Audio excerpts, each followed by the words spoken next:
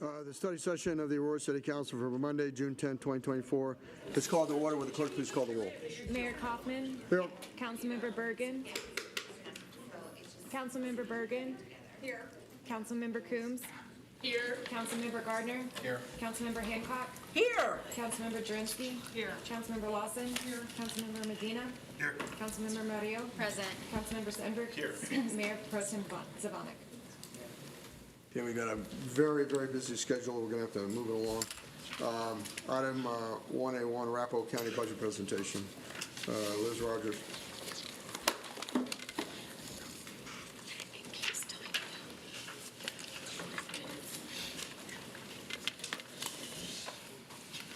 Do we need to, you guys want us to take up a couple other items and come back? I think we're waiting for a couple commissioners, is that right? We are waiting for commissioners, so if that's possible, that would be appreciated. Mayor, If not, we can roll. Commissioners. We have a couple county commissioners that were planning to be in attendance, so they're asking, we can go to the next item, or you can Okay, continue we'll on. go, item 1A2, resolution adopting an MOU between the Korea Freedom Federation, the Korean War Memorial Monument Committee, and Sonyeon City, Korea.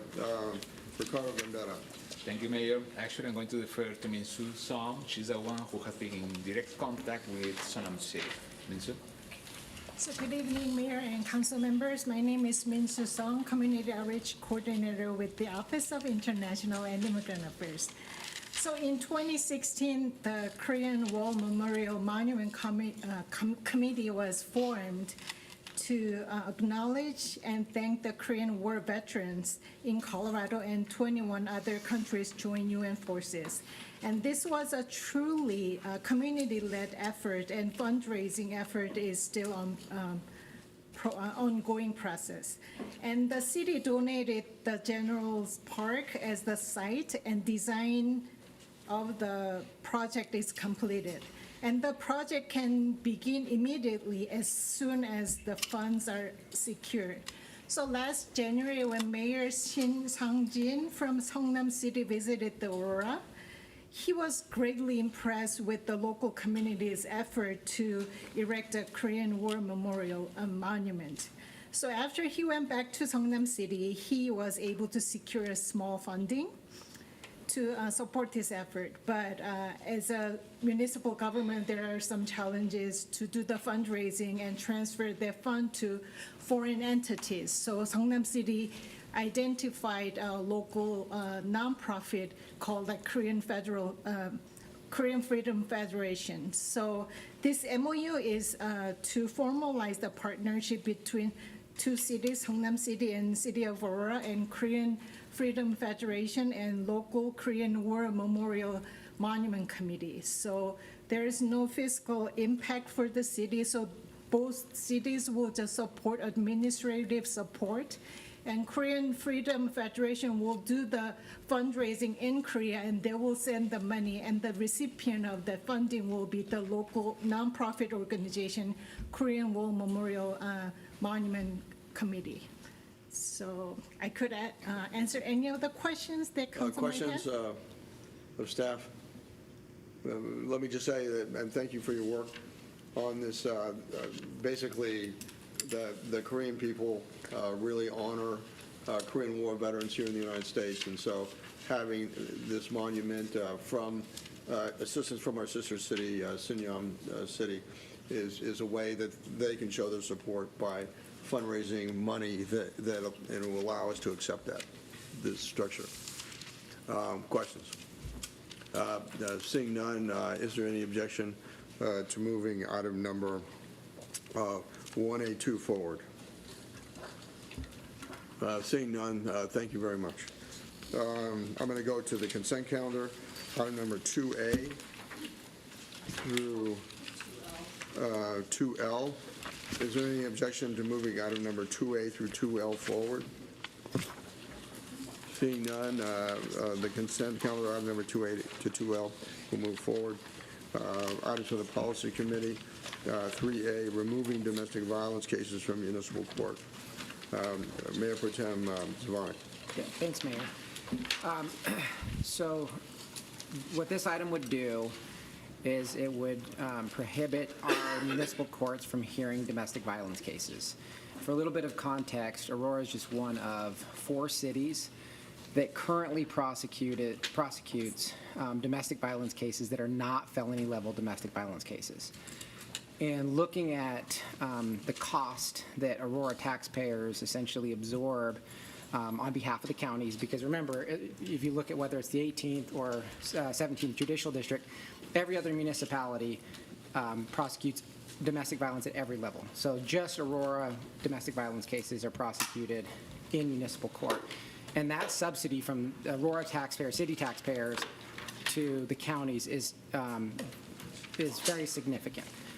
So what this proposal would do is, again, remove those prosecutions from our municipal courts. You'll notice in there that there's a blank line for the effective date, and that was done intentionally because I wanted to, would be a significant move for us. It'd be a big change. It would impact a lot of people in our community. There's lots of stakeholders that would be involved.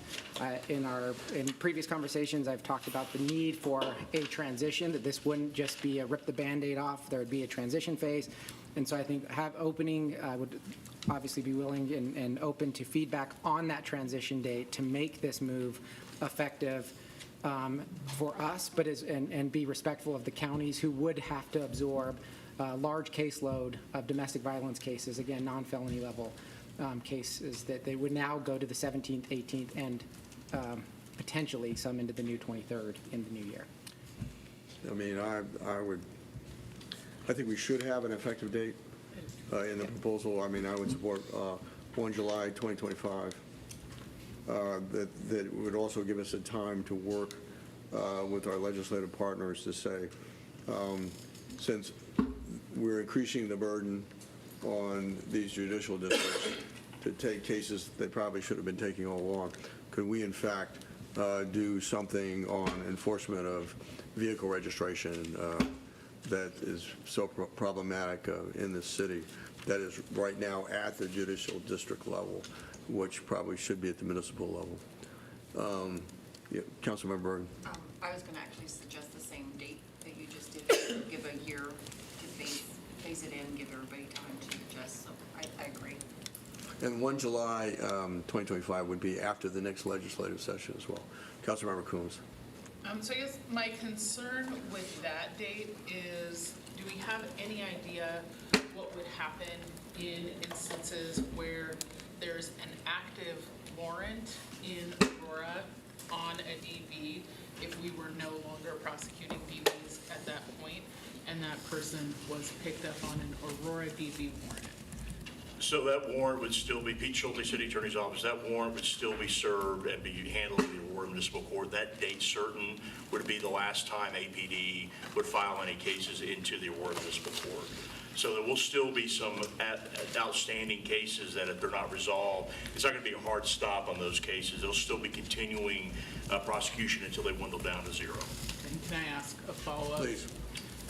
Are there any issues that we're aware of with having some DV cases from our jurisdiction heard here in Aurora while some are also being heard in the judicial districts? Is there anything prohibiting that from happening within any statute? So there is a new statute that was passed this legislative session that that only requirements are certain. The Victims' Rights Act needs to be followed when we do domestic violence in the municipal court. Also, that we would not be able to pay, the city would not be able to pay a flat fee for indigent defense.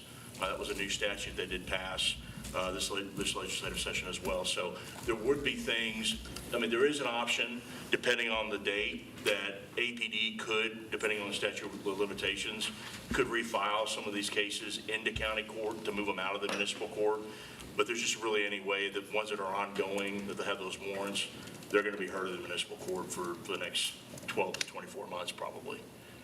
Okay, and then just one final question that I've heard, which is a concern that there are cases that get prosecuted in our municipal court, victims who get a hearing on domestic violence that would otherwise not. So are there instances where we are filing cases that would end up being dismissed at the judicial district level? So that's a good question. I will tell you that each district kind of has a evaluation criteria in their intake division of the DA's office. There are probably some cases, I'll be honest, there are some cases that we will probably take in the municipal court that the county courts may not prosecute as vigorously as we would here. That would have to be kind of a case-by-case basis to look at that. Mayor Pro Tem. Just to that, because I've had the conversation with the DA's offices, obviously they have their own evaluation process in determining which cases they would take or which ones they would settle. And this already it's a process, a practice that they already have for non-felony level domestic violence for every other municipality that's in their jurisdiction. So it wouldn't be a new process for them. It would just be taking on more cases now. I just want to say, if I can just add a question before we Yes, sir. go on. And that is, I'm concerned about outstanding warrants. And that we have probably boatload of outstanding warrants, and we always will. So what happens if 1 July is the date, 2025, and there are outstanding warrants, and we're not in a position, we made a decision on the public defender's office. And so we can't handle those cases, correct? But yet, are those cases in limbo, or can't the county pick them up, or state court pick them up? So you love lawyers, and I say it depends, but there are, when the case is pending, the statute of limitations is technically told. But we do have a Speedy Trial Act in Colorado that we have to adhere to, but there's a waiver when the defendant doesn't show up, right? So if the defendant doesn't show up, so we would have to look at that if this would pass, right? What we would do with those outstanding warrants, would we recall those warrants, refile the case into the county court, and then reissue the warrant at the county level? Those are the processes that we would have to figure out between now and 1 July. So just, if I could follow up real quick, and that is, then shouldn't we, if let's just say the effective date is 1 July 2025, but shouldn't there be a period before that when we go ahead and enact the policy, and so that we're dealing with outstanding warrants after that time? So we have a phase where we're just dealing with failure to appear. So I would say, I would advise that the police department, at a date certain, January 1, 2025, they stop writing municipal misdemeanor DV cases into the municipal court. Go and just file them in the appropriate county courts, and that'll give us the time period, depending on what council's wishes are, of when that process will work itself out. So if I may. Yeah, please. So if you have a date certain where the police are no longer filing in municipal court, there will be other cases in warrant status and whatnot after that date, and that's when that would be addressed. There will be cases that we can't refile. In fact, probably a lot of cases they couldn't refile because of the statute of limitations. So there will still be a need in municipal court to exist and service those domestic violence cases after new filings have stopped. Okay. Until those cases work their way through the pipeline. You know, maybe the best thing to do is leave that blank for now, and then in first reading, maybe we could have some visibility on this. My guess is that we're going to have to really move that date up because, so there has to be some connectivity between when we no longer have the public defender's office and we're paying a flat fee, and these policies go together, and so we need to be cognizant of that. Councilmember Lawson, then Councilmember Coombs. Thank you. So, Mayor Pro Tem Zvonek, and I understand where you're coming from on this about the taxing and all of this, but I'm going to come from a different perspective. So, in 2015, myself and Councilmember Bergen, we were on the council, and our municipal court has been considered one of the best in terms of the domestic violence cases and the resources that we provide. My concern is with this, is I understand where you're coming from, but I'm looking at it from the victim perspective. Between a time, if someone needs a restraining order, or if these cases are locked up at the 17th and 18th judicial, for example, I know we can go about all these different ways. To me, it seems like it's a complicated process. Then that can mean life or death for a victim. And that's really what my concern is on that point. Another issue that I have is that for the 17th judicial, people have to go up to Brighton, and that's kind of a transportation issue. So I'm looking at it from a human perspective, actually from a victim perspective as well. But then last year, when we were on the Pfizer committee, which was a totally different bill, it was House Bill 23-1222. So this was the one that we had for cases of domestic violence in municipal court. And that's where, in the beginning, we opposed it. But we had, Judge Day really advocate to make sure that we're able to keep these cases in our city. And now we want to disregard them and put them somewhere else. My concerns are really the time frame. I understand we might push that into the lapse, but I am looking at it from a victim perspective. And as for me, I would like to see how much of absorption that they can take on these cases, because to me, that right now is a question mark. And that's where I'm really struggling with this. I see where you're going, and I understand it's a response to House Bill 1437. But when I'm looking at the victim piece of this, that's where I'm kind of struggling with this. Good, Mayor. Mayor Pro Tem. Yeah, so I'll try to answer these in order. Sure, sorry for all That's the okay. I'll commentary. try to keep it in my mind. So first on the victim side, I agree, which is why I think we have to have a long period, a proper transition period. And we have to remember that anybody who is a victim of domestic violence currently in Aurora, if it reaches felony level, it goes to county. And so we clearly put a lot of trust in our judicial districts to prosecute domestic violence cases, and ones where, again, they reach a felony level. So that I think I have enough confidence in our DA's offices that they will prosecute those on behalf of the victims. Second, with regards to Brighton, I think that you're right, and I think that's a problem today, right? Because right now, if you're a victim of domestic violence and it's a felony level, you have to go to Brighton. I think the 17th Judicial and the 18th Judicial need a satellite in Aurora, and I think it's inappropriate that they don't. I don't think that we're causing a problem. I think they have a problem that we're fixing. So that's to the second point. And on the third, last year's bill, I was on Pfizer, and I remember when we were having this conversation, and I have to admit, I thought a lot about opposing it from the beginning. Which we did. And we did. And I ultimately came around to it. I have so much respect for Judge Day and our municipal court staff. I thought, you know what, if they really want this, it makes sense. Over the course of this past year, we've had a lot of conversations about our city's unmet needs from a financial standpoint. We have billions of dollars of capital needs. And if we could free up $2 or $3 million annually and put that towards capital construction that our taxpayers want us to address, I think that's a better use of our taxpayer dollars. And I get it, not everybody's going to agree with me, and that's okay. I respect that. But the reason why I'm bringing this forward is because I believe that that significant amount of savings could be better used to pay for things that municipal taxpayers expect municipal government to cover. Councilmember Jurenski. Yeah, also too, currently right now, any felony associated with a domestic violence goes straight to county. And if that felony charge is subsequently dismissed, that DV still stays in the county. It doesn't come back to the city anyways. It still stays at the county level. So. Councilmember Bergen, then Gardner, then Coombs. What is a misdemeanor DV? So it's a M3, assault in the third degree, and so it's causing bodily injury. Anything higher than that, using a weapon, serious bodily injury, those sort of things that have a domestic violence component, goes to the judicial districts. Only if it's a weapon?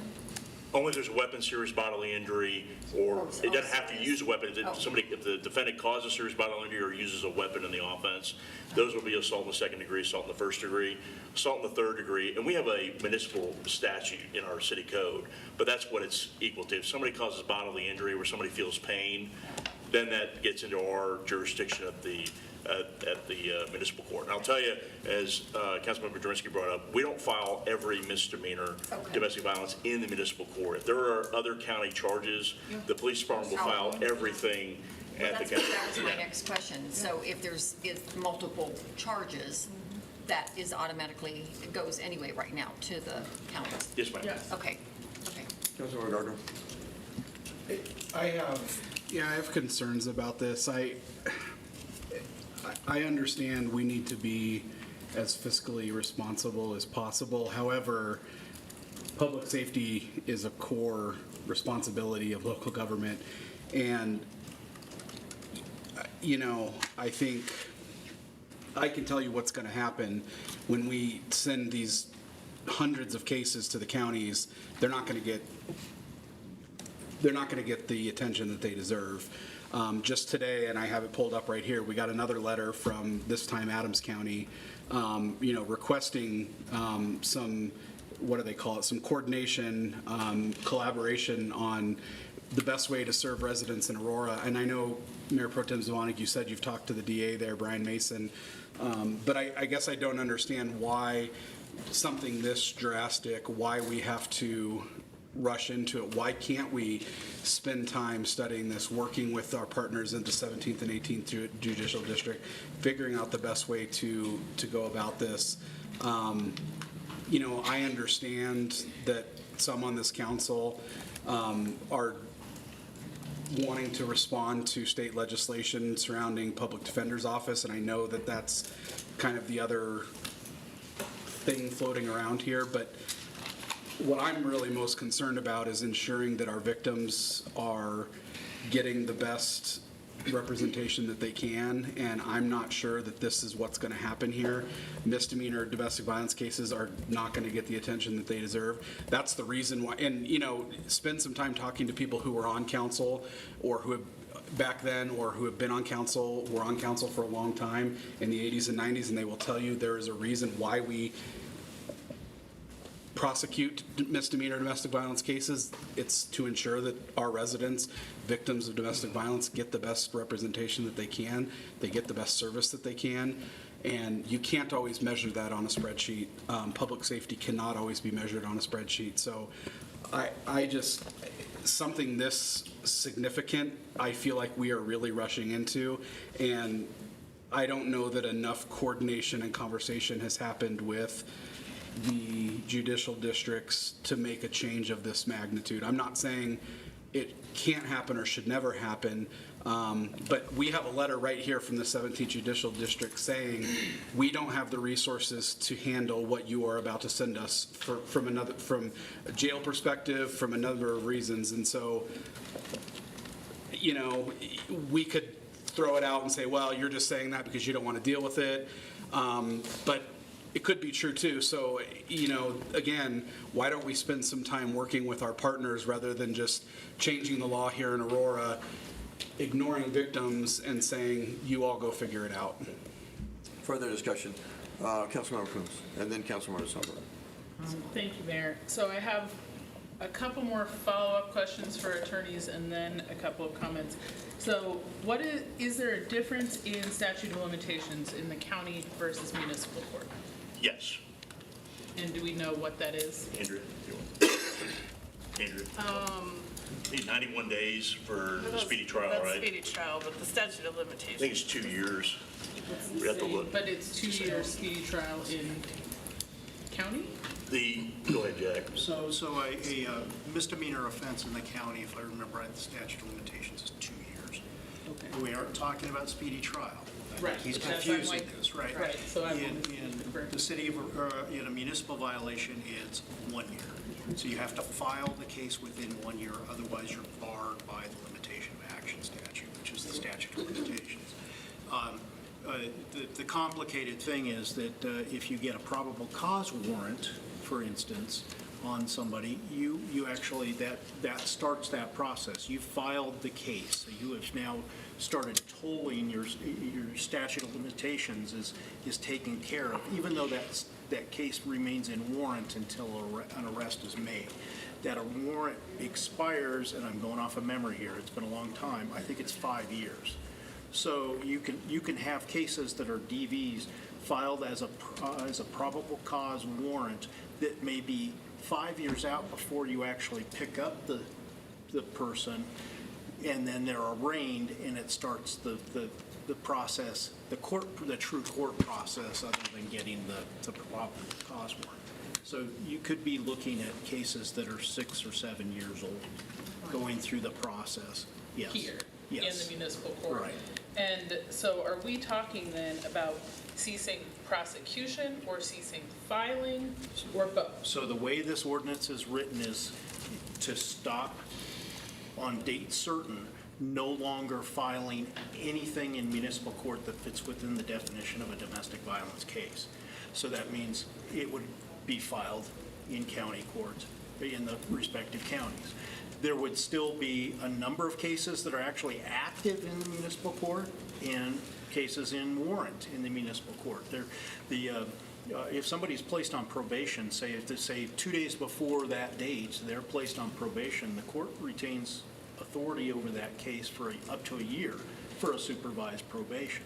So that you would still have that period of working through all those cases. If somebody's picked up on a probable cause warrant, say that's already in the system, and in 2 years or 3 years that are picked up, we would still need to process that case as a domestic violence case with the same limitations on what we do with cases normally. That means that they'd be entitled to a representation of a public defender if they're indigent. That all those due process requirements still apply. And you can't simply just go back and say, okay, we're going to dismiss the probable cause warrant and refile it in county, because oftentimes you're past the statute of limitations. Once you dismiss that case, it's done. You can't refile it in a different jurisdiction because it's actually a different charge. You file it in the state court, it's filed under the Colorado Revised Statutes. Here, it's filed under the municipal code. And there are Okay, differences so I between do have the a two. slight follow-up on that piece then as well. Would we have to eliminate our city misdemeanor domestic violence offense, or would that just be sitting there kind of unused in that instance if we switched? So there's technically not a misdemeanor, or there's not a charge of domestic violence. It is a charge that it falls within that has aggravated factors, or however you want to describe it, that the relationship between the parties is one of that hits the definition. They have a domestic relationship. Otherwise, it's a simple assault or battery. It just happens to be that they have an intimate relationship. Therefore, it gets tagged as a domestic violence. That's the same instance with the state. There isn't a specific charge of domestic violence. It's the underlying charge, but the relationship of the parties make it special. Okay, but so we would keep those, Right. obviously. 'Cause Okay, we- I'm trying to so- remember. I'm sorry, I do Okay. have just. We're going to have to really move forward on this. Okay, sorry, it's very complex, and so I think that's my next point, is just, similar to Councilmember Gardner's point. This is incredibly complex, actually, what it looks like. I don't think we should, in 2 weeks, be hearing this for a first reading, for a date certain. Like, I understand the intent. I think that it's actually a conversation that we absolutely can have. I just think we need to be really digging into all of the weeds on this one. We Mayor cannot Protem leave is- stones unturned. What is your? Yeah, I would say wish? that's why part of the reason why having the effective date out in the future is important. And I think the other thing we can do is, and I've talked about this, is have a resolution that directs the city manager with staff to help develop that process, to dig into that, and maybe come back and have another meeting or another study session on that resolution where we dig into the process. How would you feel about coming back? It seems Oh, like yeah, there are a or lot of- coming back, yeah, I would be happy to. But how would you feel about coming back in 2 weeks? And just tabling this right now, But coming back? happy to do that and continue this Okay. conversation. Is there objection? Seeing none, we're tabling that. Item number 5A, and then 7A, and then we'll go to Arapahoe County. Councilmember, Mayor Pro Tem Zvonek again. What is this one about? It's not you. Oh, the rules and resolutions, I'm sorry. Okay, so this one is dealing with the proclamations that we hear before council. So the idea is that we've seen more and more proclamations being asked for us to consider and read aloud at council, which takes up some time. And so there's been some conversation about, do we get rid of some of them? Do we not hear them at all? And this is kind of a compromise solution in that we still allow any and everybody to go through the same process they would now to request a proclamation. The difference is that the default is that we would mail the organization a copy of the proclamation. And as part of their application process, they would also have the ability to request, upon availability, the mayor or a member of council to present it at if they have a meeting, for instance.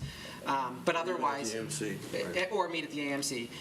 But it wouldn't be, we wouldn't read them at the council meetings as we do currently. Further discussion, I'm strong support Councilmember Gardner. I think we all both had proposals and then looked at Mayor Pro Tem's idea and felt that that was the best course of action to take, and so we both glummed onto his proposal. Yeah, Councilmember Coombs. I just have one question. I think it's a reasonable compromise, but in terms of scheduling availability at the Aurora Municipal Center, if someone wants to hold something here, because, right, it does carry some weight that it's happening here. Right. And this is where I would, the mayor, if I can, would suggest that staff, right now, there's already a process, right, when they do it. And so we'd have to add a second part of that application process where they would say they would like the mayor or somebody upon availability, and if they'd like to hold it here, upon availability, so that there would be some flexibility for staff to figure out what that would look like. My hope is that a lot of these organizations, and I would assume this would be true, if they host an event or something, that they would want one of us, or even just to receive it at that event, as opposed to coming here. It can be as simple as having it in the lobby of the EMC. Right. Further discussion. Seeing none, is there any objection to moving item number 5A forward? 5A, we'll move forward. Item number 7A, outside agency appointment of Arapahoe County Transportation Executive Committee. So this one was an oversight when we were doing outside agencies. Staff brought it to our attention. We need to appoint somebody to take the Arapahoe County Transportation Executive Committee. In the past, that has been the chair of the Transportation Policy Committee. Sorry, Councilmember Hancock, I don't mean to volunteer you there. But full disclosure, we did check with her. She is willing to be involunteered or volunteer, but so we could appoint her, or you all can jump in front of that train for her if you wish. Is there a discussion? It makes sense since I'm chair of the Transportation Committee. Okay, is there any objection? If she to moving, accepts and item wants number it, I'm here 7A for it. Everybody's chomping at the bit to do it. Okay. Is there any objection to appointing Councilmember Hancock to the Transportation Committee? Arapahoe County Transportation Executive Committee. Seeing none, you are anointed. Arapahoe County. And we'll add that to our list every year. Yes. Sorry we oversight that, but that's on our list. Good evening, everybody. I'm so excited.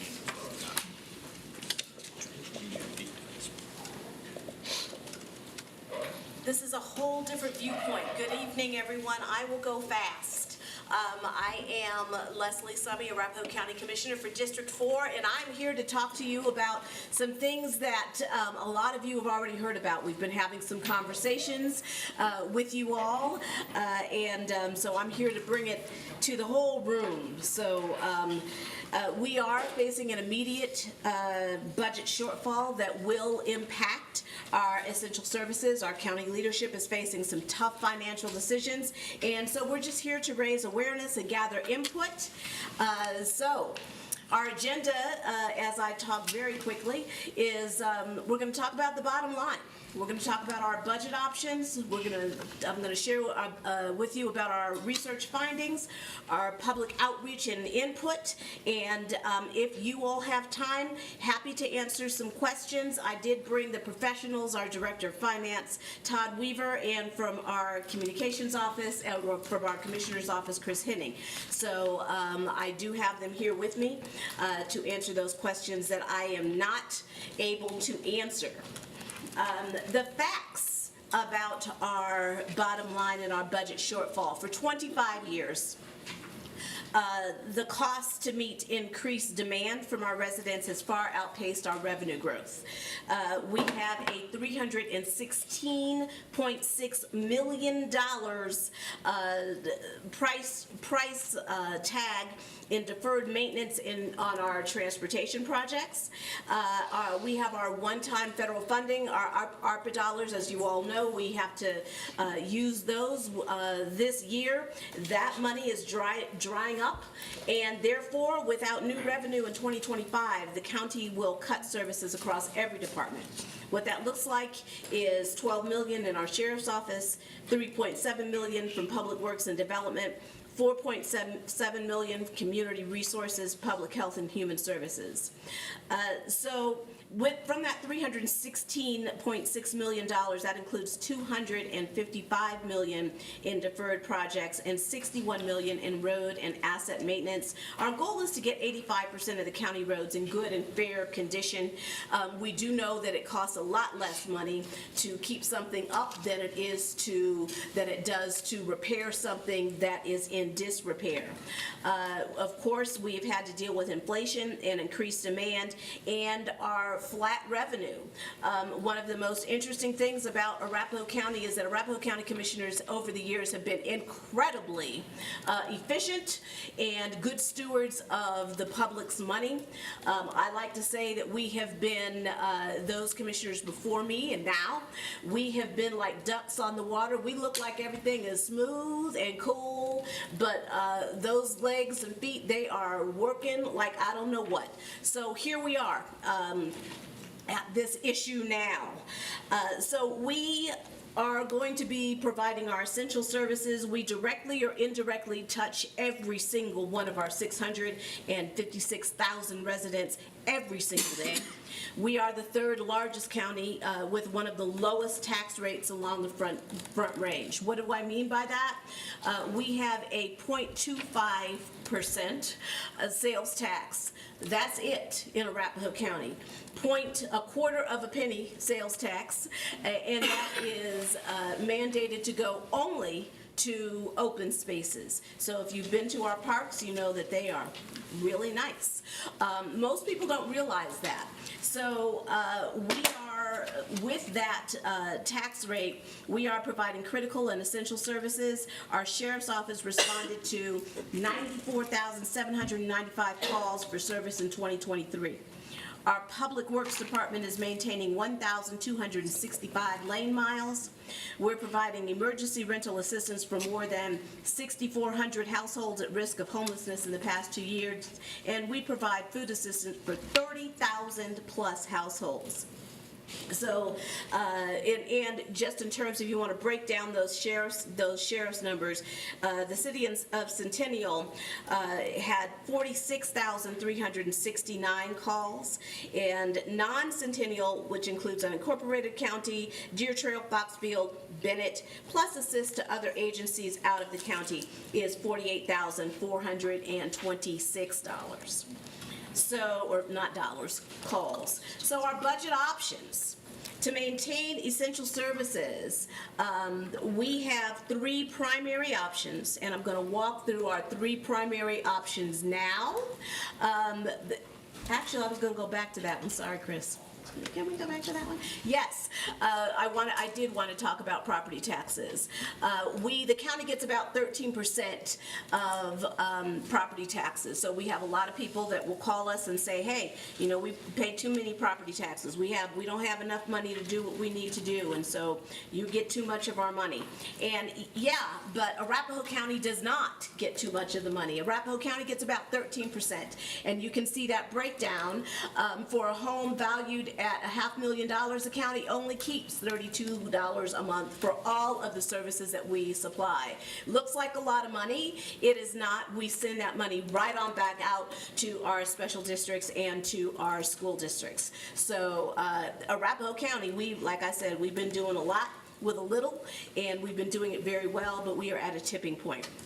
So now I'd like to go to our budget options. To maintain our essential services, we have three primary options, and I'm going to walk through these right now. It is important to note, and we have shared as we've been having the conversations in the room, outside of the room, it is important to note that absolutely no decision has been made at all. And we are seeking the input of our residents and our stakeholders, and we're not going to make any decision until August. So right now, we're just educating the public and our key stakeholders and taking that input. So what we could do, our three options, our three budget options under consideration are county property tax. Not a new tax. The measure would allow the county to raise its mill levy back to its pre-Tabor level. The cost to the owner of a $500,000 home would be about $13 more a month. That provides the county about $74 million each year. One of the other interesting things about Arapahoe County is that since we, and I'm going to get into Todd's thing here, since we float our mills, our Arapahoe County residents do not see a Tabor check. And so what they feel when we're talking to our residents, what they're feeling is that big check that comes from the state. When I am out talking to people about, you know, if we just debruced, we would be able to keep more of this money, and it would be able to go into the services that people rely on. When I am talking to people, even my most wonderful neighbors, they will say, you know, $13, I'm willing to give that if it's going to bring tens of millions of dollars into the county. So I appreciate that. And some of the folks in this room have also said, yeah, well, if it's between a property tax or if it's between the sales tax and debruce. So, and that county sales tax going to that, we could add another quarter of a penny sales tax. The estimated cost to the average county household would be about $4.30 a month. That could raise roughly $45 million each year. If we do neither of those, which is also an option, if we do neither of those, we're going to have to cut essential services. What we would do is make $35 million in immediate cuts to essential services. That includes public safety, roads, housing, homelessness prevention response programs, which leaves that $316.6 million of deferred maintenance and unmet needs affecting road safety, quality, and congestion unaddressed, which of course would bring more phone calls to everyone. So I'd like to take a moment right now and ask, does anybody have any specific questions about any of those three options? Yes, Councilmember Bergen. Mayor Pro Tem, and then Councilmember Bergen, then Mayor Pro Tem. Thank you. I appreciate this. As we're all dealing with budget shortfalls and where to prioritize our monies, I appreciate that. So you probably already have heard from most of us that we certainly would not advocate for a city sales tax or for the county to do a sales tax increase, because it does hurt us from a perspective that most of our revenue comes from sales and use tax. That's the majority of our revenue. Right. And it's true, people are very confused on property tax, as the city only gets about 9% from the mill levy, from our property taxes as well. So I'm probably, if I had to choose between those, I would prefer that you guys debruced. Have you taken any other measures? For example, you mentioned road maintenance, and Councilmember Zvonek a few years ago introduced a proposition that we all voted for, which was to borrow money, basically through certificates of participation, which allowed us then to we were able to address the road maintenance deficit in our residential neighborhoods, and it's very successful. So have you taken any of those kind of measures before looking at these? We have borrowed, we have like robbed Peter, we have paid Paul $1.50, we have borrowed, have you borrowed specifically for the road maintenance? Have we borrowed specifically for road maintenance? No. We have not borrowed specifically for road maintenance. That is one of the bigger numbers that we see is our road maintenance. We did have a few months ago a very detailed study session from our Department of Public Works where we looked looked at the years of deferred maintenance and the tipping points where if you could see those slides, and I am happy to volunteer Brian Weimer to give that presentation also, but to see where we have been and to see where we need to go. At this point, I will defer to the finance guy, but looking at it from my viewpoint, I actually do not sit on the executive budget committee. Looking at it from my viewpoint, it doesn't seem like it's going to make that much of a dent if we start borrowing money from other Well, it depends on your places. debt, obviously, Yeah. for the cities. I mean, but it worked for us. I don't know if it would work for you or not, but it's certainly an idea. And then property valuations skyrocketed, obviously, coming down a little bit, but they're still very high. So when you said, I think it was somewhere that the revenues were only, what, $7 million additional coming in? Is that, that seems... 74 million. Oh, 74 million. Yeah, straight there. Was it 74 million? Yeah, from Depot. Okay, so with that 74 million additional monies coming in, you're still having that short. If they debruced, it would result in No, 74. oh, then that's not what I'm That's the asking. same problem we have. No, that's not my question. My question was, with the additional property valuations, you did make more money. We are limited by Tabor. Oh, so what because happens you're not debruced. So when you think about the county's mill levy, our authorized mill levy is 15.8 mils, let's round it off. Okay, Our gotcha. mill levy that you'll see on your tax bill this year is only 11.2 mils. Okay. So we've had to reduce our property tax revenue by about 29%. Right. To stay within that Tabor limit. So while a fixed levy, 29% increase in value means a 29% increase in revenue, we are not experiencing that effect. Right, so if you debruced, then you would have that. Yes, Thank you. Yeah. Mayor Pro Tem. Yeah, so you might want to stay up for this one. This is going to be a technical. I have both money and political. Yeah. So on the money side, have you guys considered, there are two measures that are going to be on the ballot this fall. One would cap property taxes at 8% over 2 years, and the other one claws back property tax. The enormous growth we saw as a result is the repeal of Gallagher, which ended up being the largest tax increase in state history. The clawback would roll that back. Have you looked at how that would impact your numbers? Yes, not well. I mean, part of the issue we had when we were talking about Senate Bill 233 this year, as the legislature was working through property tax and looking for ways to limit that impact on taxpayers, is that Arapahoe County's been limited by Tabor and the 5.5% limitation since their inception.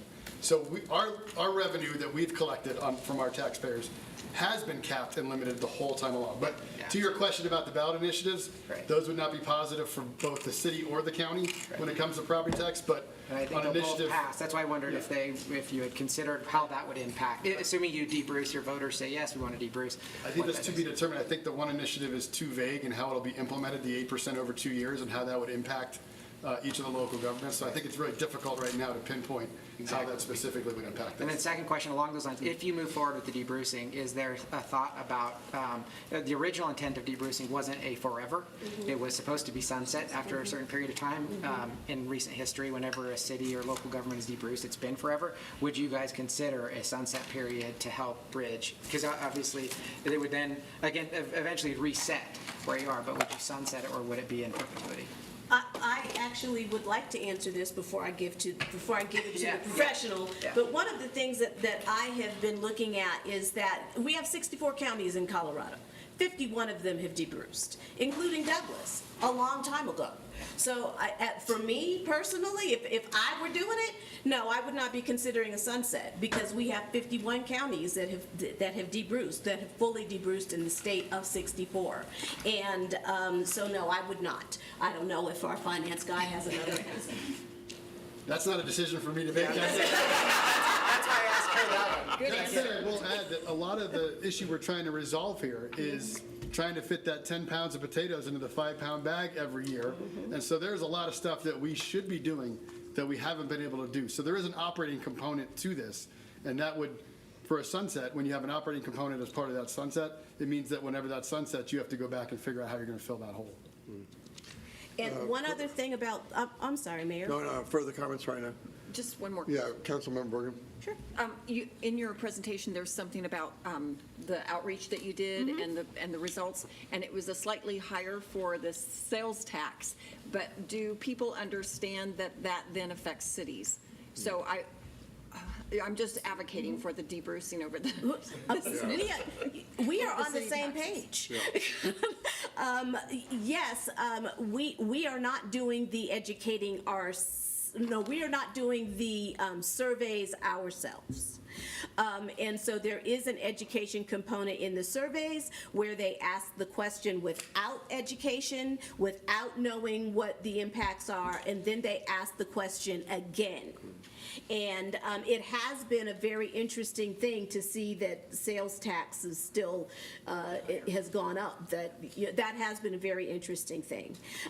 Interesting also is that, again, we're not making any decisions until August. And regardless of, if we're looking at it as county commissioners and saying, you know what, we can see what our cities and municipalities are saying and how it will affect them. And so we can still make the decision to debruce and not go with the sales tax. That said, right now, everything's on the table. Okay, Councilmember Coombs, did you have something?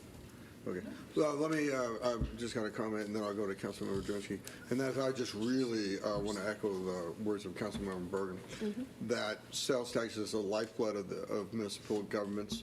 And when a county who is not at all sales tax reliant, is property tax reliant, wades into sales tax, it hurts our ability to, number one, be competitive, but it hurts our ability to raise sales taxes as we need it, and because we're competing with surrounding jurisdictions. And so I would really strongly urge you to take the property tax route. Councilmember Drensky. I was just going to echo the same thing. I would be in full support of that. If I have to choose one, I would be in full support of that over a sales tax increase. Further discussion. Anything else? You want me to keep going? Please. All right, I'm going to keep going. We've got about 10 more minutes. Oh, good. We need to know about it? No, there's more we need to know about. We actually do need to tell you all what will county service reductions mean for Aurora. We do need to, we have talked about that. I want to give you a complete picture. I know that we've had some conversations, but as the representative of Arapahoe County today, I want to give you all a complete picture. So Public Works could be cut by $3.7 million, not including deferred maintenance and needed transportation projects, such as there's 17 current projects with the city of Aurora that wouldn't receive funding. Our human services could be cut by $8.6 million, resulting in delayed responses.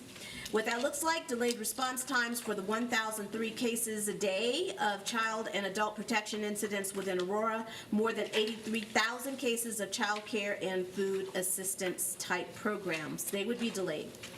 Our sheriff's office could be cut by $12 million, resulting in a reduction of positions such as co-responders, emergency management, and full-time school resource officers. And funding to safety net organizations would be cut. Potential closure of the only domestic violence shelter in the city of Aurora and Arapahoe County, and the elimination of contributions to economic development groups. None of those would I want, because I want everybody to have everything they need and everything they want to. So other examples would be contributions to city events that we wouldn't be able to help with. Community resources could be cut by $437,000, resulting in changes such as eliminating positions, resulting in the closure of the Aurora Plaza office, which manages 525 community service intakes and 1,600 case management services annually. Public health could be cut by $630,000, resulting in changes like public health reduction of hours at the Altura Plaza Clinic, and eliminating 3 full-time environmental health specialists in the Consumer Protection Program, impacting inspections of restaurants, child care centers, and public pools.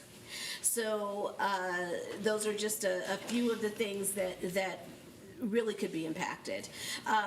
Our public outreach and input You may be aware that we have launched our community survey. I just talked a little bit about it in mid to late February to better understand the public's understanding of our financial situation and determine their threshold for a financial solution.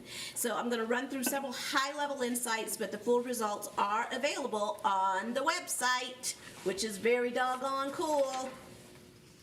The website is, full results of all of this are at acbudget.com. We had 2,875 completed surveys. 54% said they're familiar with the public services provided by the county. 63% think the county has the financial means to provide exceptional levels of service. That goes right back to what I said, it's closer to the beginning of my presentation, that the Arapahoe County Commissioners have been excellent stewards of the public money. So there are three top priorities: crime and public safety, road improvements and homelessness, and housing affordability. 55% say they support that 0.25% sales tax rate increase, and 50% say they support the county keeping property tax revenue above Tabor limits. That is a question that I had too, because I thought, well, why do they think that? But we're just doing the survey and moving forward. What this means for Arapahoe County. Our residents are generally satisfied with county services, but they don't fully understand the value. Public needs are being met. Therefore, our residents don't believe that there is a shortfall.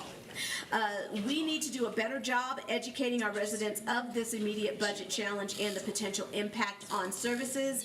And our goal is to sustain the essential services and stabilize the budget. So, these are just some of the observations from the survey that are driving our public education strategy, and I'll be sharing a little bit more about that too very, very quickly. So, we have had 58 meetings and presentations with our various community nonprofits, economic groups, council members, and town trustees and HOAs. So those are our stakeholder presentations. We also have commissioner-hosted district meetings. We have public education and outreach with digital and social media, paid and earned media, community print, sponsored emails, video, etc.